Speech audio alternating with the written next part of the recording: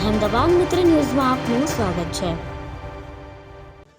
રાજ્યમાં 16 જૂને થયેલી ચોમાસાની એન્ટ્રી બાદ અત્યાર સુધીમાં મેઘરાજાએ સમગ્ર ગુજરાતને કવર કરી લીધું છે। હવામાન વિભાગ દ્વારા આગામી 7 દિવસ રાજ્યમાં ભારે વરસાદની આગાહી કરાઈ છે। રાજ્યમાં upper air cyclonic circulation system સક્રિય થઈ છે અને ટ્રફ લાઇન પણ પસાર થઈ રહી છે। એ સિવાય વેલમાર્ક લો પ્રેશર સિસ્ટમ પણ સક્રિય થવાથી રાજ્યમાં સાર્વત્રિક ભારેથી અતિ ભારે વરસાદની આગાહી હવામાન વિભાગે કરી છે। આગામી 5 દિવસ 30થી 40 કિલોમીટર પ્રતિ કલાકની ઝડપે પવન ફૂંકાશે। ગાજવીજ સાથે વરસાદની શક્યતા છે। આગામી 5 દિવસ માછીમારો માટે દરિયો ન ખેડવા સૂચના આપવામાં આવી છે।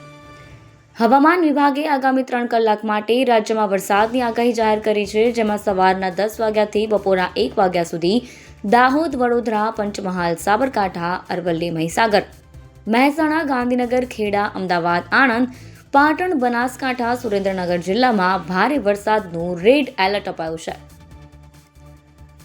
રાજ્યના વિવિધ જિલ્લાઓમાં હળવાથી ભારે વરસાદ સાથે વીજળી પડવાની શક્યતા પણ વ્યક્ત કરાઈ છે, જેમાં 15 જિલ્લામાં ઓરેન્જ એલર્ટ અને 4 જિલ્લામાં યલો એલર્ટ જારી કરાયું છે।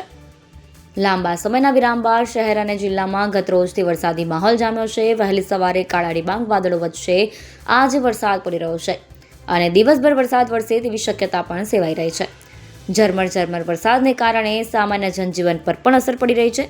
સ્કૂલ કોલેજ જતા વિદ્યાર્થીઓને નોકરી ધંધાર્થે જનાર લોકોને રેનકોટ છત્રી સાથે નીકળવાની ફરજ પડી છે।